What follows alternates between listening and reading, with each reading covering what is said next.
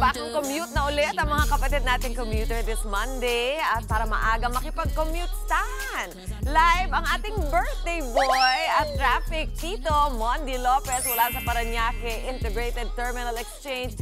Tito Mondi, happy birthday to you! Kamusta ang iyong Monday morning? Yes, Mami Chiki! Good morning, Mami Chiki. Hindi ko pa po birthday. Pero tumatanggap tayo ng maagang regalo. So mga bumabati po sa akin, ako, daanin niyo sa regalo. Eto na, kumusta muna tayo dito. Makikita natin dito sa PITX sa gate 1 and 2 sa kabila. Eto, second floor natin. Pakita natin yung sitwasyon dito sa PITX. Kita nyo naman, tuloy-tuloy pa rin yung pagdami ng mga tao. Mabilis lang dito. Oh. Kita nyo, ayan, may mga pumapasok na dyan. Tapos may mga nag-a-assist na barker para i-assist sila kung saan sila bus nasasakay. Ito nga, gaya sabi ko, yung ilan natin mga kapatid, alert, ready na for boarding. Iba naman, bumabawi muna ng tulog. Yung makita natin sa kabilang side, talagang hinihintay nila kasi yung bus nasasakyan. Dito, kanya-kanya diskarte yung mga kapatid natin. May mga naka-earphones, mga may nagme-merienda. At dito nga, sa second floor ng PITX, kung saan matatagpuan ang gate 2, yung boarding gate para sa mga biyahe papuntang Cavite, particular sa Tagaytay, Mendez, Alfonso at Amadeo. Pero hindi lang yan, dito rin nasakayan para sa mga provincial buses patungo Mindoro, Bicol, Visayas at Mindanao. Kaya kung pauwi ka ng Daet, Virac, Matnog, Legazpi City o San Jose, Mindoro, ito na yung tamang sakayan para sa inyo. Gusto ko talaga yung vibe dito kasi sa PITX, parang akala mo nasa airport ka, may gate numbers, may upuan. Ayan, kita may mga priority seats para sa mga kapatid natin. Then, may mga kainan din sa paligid ka, hindi boring habang naghihintay. And speaking of airport fields, may QR code din yung pa-boarding pass din nila. Reminder lang na, sabi nga, boarding time starts 30 minutes before your scheduled departure. Kaya naman, piyet tayo, piyet. Yaps! Yan muna ating morning biyahe. Hindi ko pa birthday, pero birthday week. Back to studio. Alam mo, pag ikaw ay isang Tito Mondi, isang linggo ang birthday celebration mo, kaya isang linggo din ang pagkain mo, Mondi. Lagot ka. Maraming salamat sa'yo. Maganda kaya ang bungad ng first Monday of August sa mga kapatid nating commuter?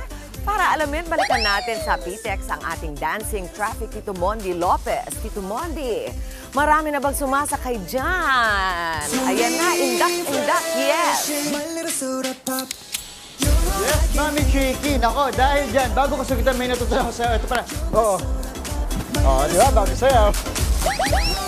Mami Chiki, para sa'yo ito. Ito pa, one more. Oo, di ba? Ayan pa sa'yo. Ayan, ito na. Team Commute, kaway-kaway, sabay. Ito, kita nyo naman. Pakita natin ating mga commuters. O, di ba? Kanya-kanya silang moment. May nakaupo, may nagmumuni-muni. Merong nagsa-cellphone.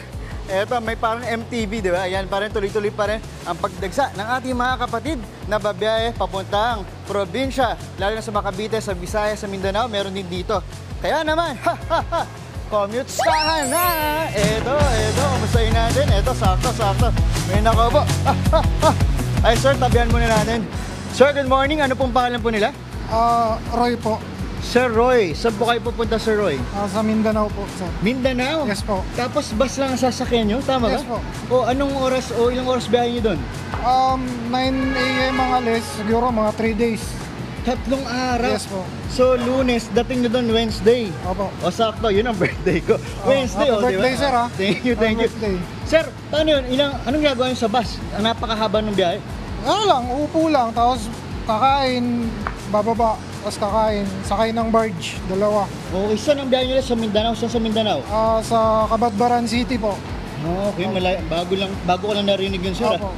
Eto, tuwing kailan kayo nagpupunta doon sa Mindanao? Tuwing ano lang po, pag uwihan ko yung mga anak ko. May anak na po kayo. Ilan po anak nyo? 2 po. 2. Opo. Ang misis ilan? Isa lang po. Very good. Isa lang. Magaling na sagot. Sir, dahil dyan, malayo yung biyahe mo, sir. Nako, may pa-challenge ako sa inyo. Okay ba yun? Sir, tayo tayo. Ano ba yung para challenge magising yan, lang yung energy natin. Eto, sir, ha? Dito tayo, sir, ha?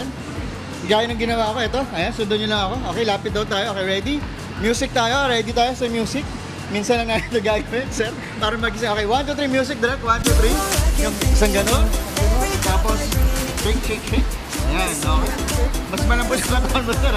Tapos ganun, 1, 2, 3, 5, 6. Very good, one more. Saka. Para tayo sa kamali.